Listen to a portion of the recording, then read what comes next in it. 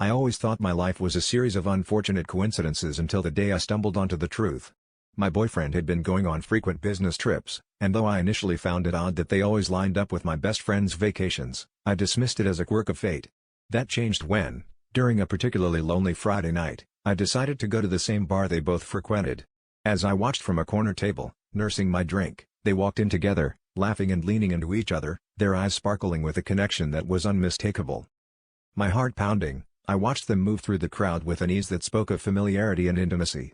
It was then that I realized the vacations and business trips were nothing more than elaborate lies, crafted to cover their tracks.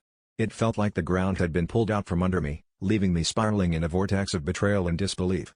Confrontation was not an option there and then. I needed to understand the depth of the deception and why I hadn't seen it coming. The following week, I confronted them separately, each encounter more painful than the last. My best friend, with tears in her eyes, confessed that she had fallen for him after realizing how much attention he'd lavished on me. My boyfriend, on the other hand, claimed it was a mistake, a lapse in judgment that spiraled out of control.